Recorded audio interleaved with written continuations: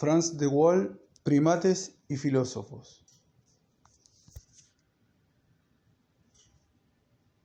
La evolución de la moral del simio al hombre, 2006, en la biblioteca Emancipación. Primates y filósofos, Frans de Waal. Contenido: agradecimientos, introducción, parte 1, seres morales evolucionados, apéndice A, antropomorfismo y antroponegación. Apéndice B, ¿tienen los simios una teoría de la mente? Apéndice C, los derechos de los animales. Parte 2, comentarios. Parte 3, respuesta a los comentarios. Bibliografía, autores. Agradecimientos. Bueno, esto lo voy a pasar.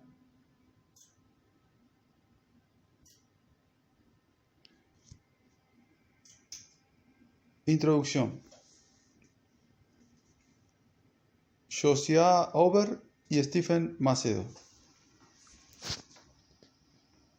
En la serie de conferencias Tanner sobre valores humanos que dieron lugar a este libro, Frans de Waal pone a nuestra disposición decenios dedicados al trabajo con primates, así como su costumbre de pensar en profundidad sobre el sentido de la evolución para examinar la cuestión fundamental de la moralidad humana.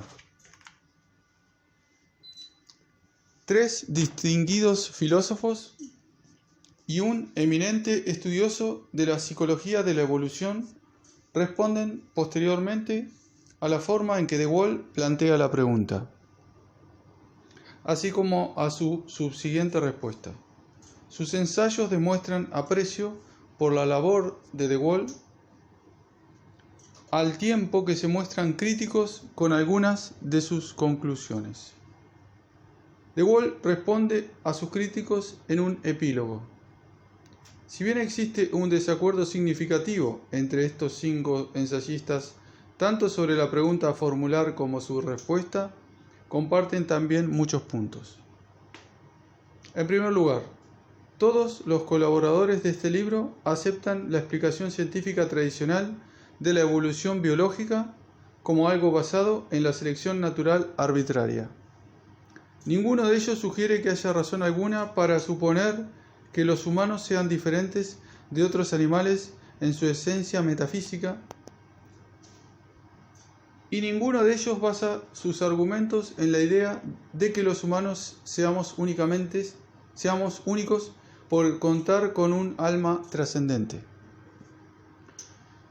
Una segunda premisa importante compartida por de Waal y sus 4 interlocutores es que la bondad moral es algo real sobre lo que podemos establecer premisas ciertas. Como mínimo, la bondad requiere reconocer de forma apropiada a los demás. Del mismo modo, la maldad incluye esa clase de egoísmo que nos lleva a tratar a los demás inadecuadamente al ignorar sus intereses o tratarles como meros instrumentos. Las 2 premisas básicas de la ciencia de la evolución y la realidad moral establecen las fronteras del debate acerca de los orígenes de la bondad tal cual se presentan en este libro. Esto significa que los creyentes religiosos, comprometidos con la idea de que los seres humanos están singularmente dotados de una serie de atributos, incluido un sentido de lo moral, solamente mediante la gracia divina, no participan en la discusión aquí presentada. Como tampoco participan aquellos científicos sociales fieles a una versión de la teoría del agente racional que considera la esencia de la naturaleza humana como una tendencia irreductible a preferir el egoísmo, hacer trampas u obtener beneficios sin esfuerzo alguno, a la cooperación voluntaria. Tampoco, en última instancia, participan en el debate los relativistas morales que creen que una acción puede ser juzgada como correcta o incorrecta únicamente en el ámbito de lo local, referida a consideraciones contingentes y contextuales. De modo que lo que este libro ofrece es un debate entre 5 especialistas que están de acuerdo en algunos temas esenciales acerca de la ciencia y la moralidad. Se trata de una conversación seria y animada sostenida por un grupo de pensadores profundamente comprometidos con el valor y la validez de la ciencia, así como con el valor y la realidad de una moralidad que tenga en cuenta a los demás. La pregunta que De Waal y sus interlocutores pretenden responder es la siguiente. Dado que existen razones científicas de peso para suponer que el egoísmo, al menos en un nivel genético, es un mecanismo primario de selección natural, ¿cómo es que los humanos hemos desarrollado un vínculo tan fuerte con el valor de la bondad? O, dicho de otra manera, ¿por qué no pensamos que está bien ser malo? Para aquellos que creen que la moralidad es algo real, pero que no puede ser explicado o justificado simplemente mediante el recurso a la presunción teológica de que la singular propensión humana a hacer el bien es un producto de la gracia divina, esta es una cuestión de difícil respuesta, a la par que importante. El objeto de De Waal es presentar argumentos frente a las respuestas dadas por lo que él mismo define como teoría de la capa. A la pregunta de por qué la moralidad, el argumento de que la moralidad sería únicamente una fina capa que recubre un núcleo bien amoral, bien inmoral. De Waal sugiere que la teoría de la capa está, o cuando menos así era hasta hace poco, bastante extendida. El principal objeto de su crítica es Thomas Huxley, un científico conocido como el Bulldog de Darwin, debido a su furibunda defensa de la teoría de la evolución de Darwin frente a sus detractores decimonónicos. De Waal sostiene que Huxley traicionó sus propias convicciones darwinianas al defender una visión de la moralidad similar a la idea de lo que supondría cuidar un jardín, una batalla constante contra las lozanas malas hierbas de la inmoralidad que perennemente amenazan la psique humana. Otro de los objetos de la crítica de De Waal serían algunos teóricos del contrato social, de forma más notable Thomas Hobbes, que inician sus reflexiones con una concepción de los humanos como seres fundamentalmente asociales o incluso antisociales, así como algunos biólogos evolutivos que, a su modo de ver, tienden a generalizar a partir del papel del egoísmo en el proceso de selección natural. Ninguno de los 5 autores que participan en este volumen se identifica con un teórico de la capa, como un teórico de la capa, en el sentido de que lo define De Waal. Y aún así, tal como muestran los ensayos, la teoría de la capa puede ser concebida de diferentes maneras. Podría ser, pues, válida para describir un tipo ideal de teoría de la capa, aun cuando caiga en el riesgo de no ser sino un espejismo. La teoría de la capa, en su formulación ideal, asume que los humanos somos bestiales por naturaleza y que, en consecuencia, somos malos, esto es, profundamente egoístas. Así, lo que se espera es que actuemos con maldad, esto es, que tratemos a los demás inadecuadamente. Con todo, es un hecho observable que, a menos en algunas ocasiones, los seres humanos tratan bien y de forma adecuada a los demás, como si fueran buenos. Si, como postula la teoría, los seres humanos son esencialmente malos, su buen comportamiento deberá explicarse como el producto de una capa de moralidad misteriosamente superpuesta sobre un núcleo natural maligno. La principal objeción de De Waal es que la teoría de la capa no puede identificar el origen de esta capa de bondad. Esa capa es algo que aparentemente existe fuera de la naturaleza y por lo tanto debe ser rechazada como un mito por cualquier persona dedicada de lleno a la explicación científica de los fenómenos naturales. Si la teoría de la capa acerca de la bondad moral se basa en un mito, el fenómeno de la bondad humana deberá ser explicado de otro modo. De Wahl comienza dando la vuelta a la premisa de partida.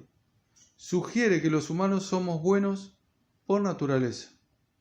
Nuestra naturaleza buena nos viene heredada, junto con otras muchas cosas, de nuestros ancestros no humanos a través del ya conocido proceso darwiniano de la selección natural. Para poner a prueba esta premisa, de Wahl nos invita a observar con atención el comportamiento de nuestros parientes no humanos más cercanos. Primero los chimpancés, después otros primates más alejados de nosotros y finalmente otros animales sociales que no son primates. Si nuestros parientes más cercanos actúan de hecho como si fueran buenos, y si nosotros los humanos actuamos como si fuéramos buenos, entonces el principio metodológico de la parsimonia nos insta a suponer que la bondad es real, que la motivación para hacer el bien es natural y que la moralidad de los humanos y de sus parientes tiene un origen común. Si bien la bondad en la conducta humana está más desarrollada que la bondad de la conducta no humana, de Wahl sostiene que al ser más sencilla, deberíamos considerar la moralidad no humana en un sentido sustancial como el fundamento de la moralidad más compleja que hallamos en los humanos. La evidencia empírica para la teoría anticapa de Wahl, que une la moralidad humana con la no humana, se basa en meticulosas observaciones del comportamiento de los parientes de los humanos. La larga y exitosa carrera de Wahl ha transcurrido observando minuto a minuto el comportamiento de los primates, lo que le ha permitido tomar nota de muchas actitudes bondadosas entre los mismos. En el proceso, ha desarrollado un inmenso respeto y cariño hacia sus sujetos. Parte del placer de leer los escritos de Wahl sobre primates, placer que irradia cada uno de los ensayos de sus interlocutores, es su evidente disfrute de los años en los que ha trabajado con chimpancés, bonobos y capuchinos, así como su consideración de los mismos como colaboradores suyos en una empresa de dimensiones colosales. De Wahl concluye que la capacidad humana para actuar correctamente y no con maldad todo el tiempo tiene sus orígenes evolutivos, al menos en algunas ocasiones, en emociones que compartimos con otros animales, en respuestas involuntarias, no elegidas y prerracionales, y psicológicas obvias y por tanto observables ante la circunstancia de los demás. La empatía es una respuesta emocionalmente importante y fundamental. De Wahl explica que la reacción empática es, en primera instancia, una cuestión de contagio emocional. La criatura A se identifica directamente con las circunstancias de la criatura B, llegando a sentir, por así decirlo, su dolor. A este nivel, la empatía es todavía en cierto sentido egoísta. A quiere consolar a B porque A ha pillado el dolor de B y busca consuelo él mismo. A un nivel más avanzado, no obstante, la empatía emocional tiene como resultado un comportamiento compasivo. Esto es, el reconocimiento de que B tiene una serie de creencias o necesidades situacionalmente específicas que son diferentes de las de A. De Wahl ofrece el adorable e ilustrativo ejemplo de una chimpancé que intenta ayudar a un pájaro herido a volar. puesto que la acción de volar es algo que la chimpancé no podrá nunca llevar a cabo, la simio está respondiendo a las necesidades concretas del pájaro y a su forma distintiva de estar en el mundo. El contagio emocional se puede observar con frecuencia en muchas especies. La compasión solo se observa entre algunos grandes simios. Las respuestas emotivas relacionadas entre sí que conducen a un buen comportamiento incluyen un altruismo recíproco e incluso un sentido de lo que es justo, si bien este último es discutible, tal como señala Philip Kitcher. Una vez más, las formas más complejas y más sofisticadas de estos comportamientos motivados por las emociones, tal como sostiene De Waal, se observan únicamente entre los simios y unas pocas especies más, elefantes, delfines y capuchinos. Las respuestas emocionales son, según De Waal, los componentes básicos de la moralidad humana.